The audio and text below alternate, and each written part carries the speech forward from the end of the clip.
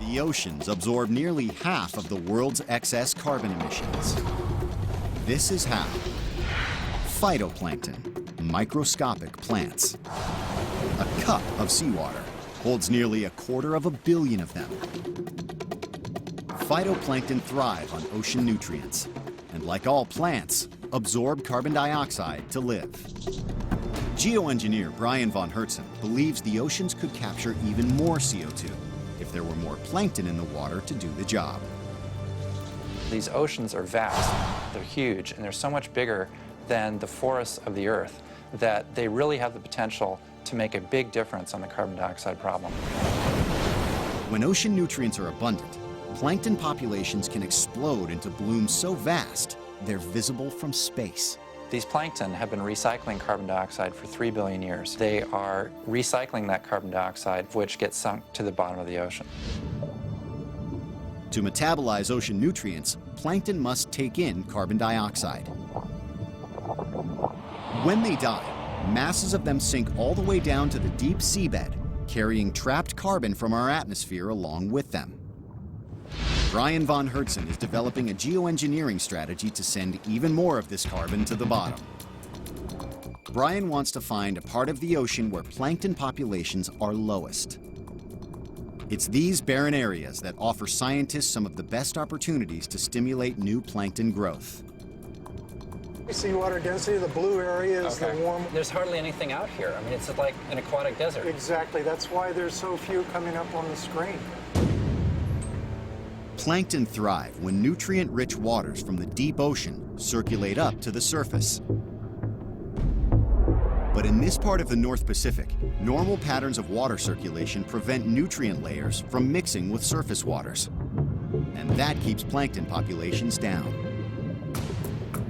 You can see on this screen here, there's very few plankton coming in. Von Hertzen's plan is radical and controversial. He believes if a way were found to bring nutrient-rich waters up from the deep to fertilize the ocean's surface, vast blooms of plankton would form. These blooms would absorb more excess CO2 from the atmosphere to strike a blow against global warming. Being able to absolutely eliminate those carbon dioxide emissions would be an incredible goal to achieve. To move the theory forward, Brian's made contact with two of the world's foremost oceanographers. Dave Carl and Ricardo Letelier have devoted their careers to studying how oceans and plankton work. Carl and Letelier believe the key to making plankton grow is to move nutrient-rich waters up from the deep ocean to the surface. This water is fertilizer. This is the nutrient that will make the ocean green if we could only find a way to get it up there. So if we can deliver this water up to the surface, we could effectively make a food delivery service for the plankton. Their idea is to lift the deeper nutrient-rich seawater up to the surface artificially with seagoing pumps. The pump rig begins with high-strength ocean-going buoys. Hanging off them are tubes made of high-strength plastic. 1,000 feet long, they reach all the way down into nutrient-rich layers of water.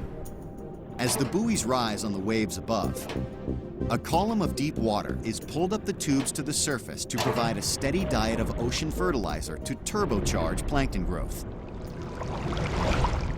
The pumps could boost ocean life in barren regions, but ultimately, there's an even bigger goal. Vast numbers of ocean pumps could raise levels of plankton so high, they'll create immense blooms.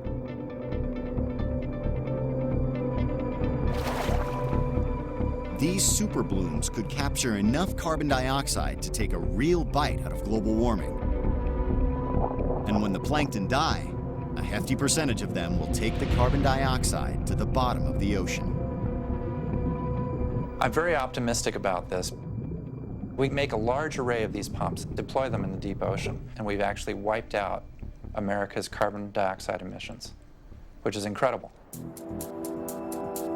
Brian believes this system could deep six 1 billion tons of carbon emissions from the atmosphere each year.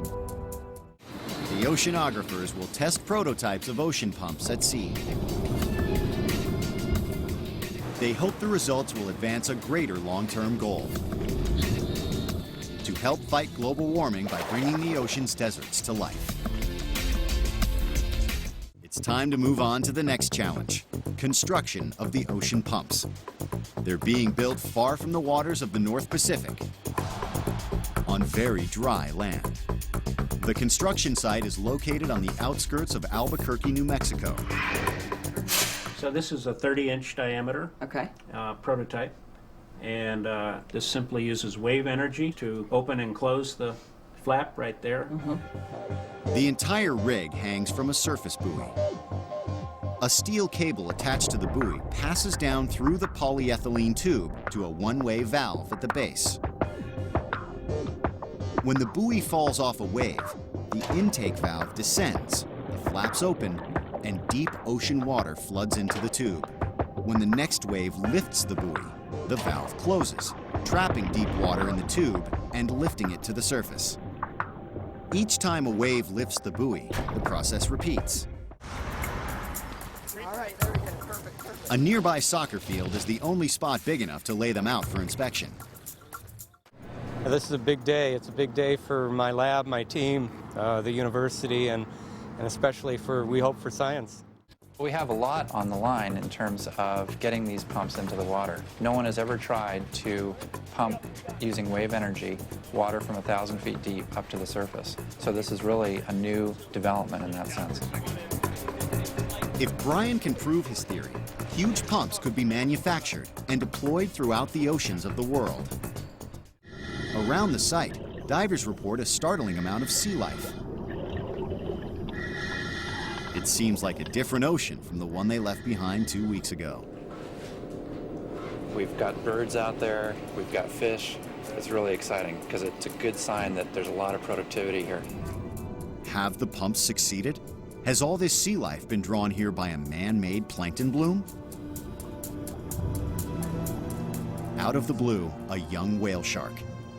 Adults are the largest fish in the oceans, and they feed exclusively on the smallest creatures, plankton. Whale sharks, plankton, ocean pumps. It's hard not to jump to conclusions. For me, that whale shark is a compelling symbol. Here's the largest fish in the ocean, and it's there for a specific reason. It's there to eat plankton. And what is our temperature difference? It's about 2 degrees. Yeah. Data shows the temperature falling as deep cold water reached the surface.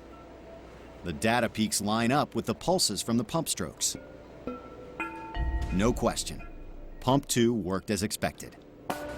This is the first step in a very long path to using this technology. The ocean pumps worked. They brought water up from the target depth of 350 meters. So overall, this was a great success. Ultimately, geoengineer Brian von Hertzen hopes that once the data are confirmed, pumps will be deployed throughout the oceans. Once we prove this project and we demonstrate the ability to recycle carbon dioxide, we can scale this much larger.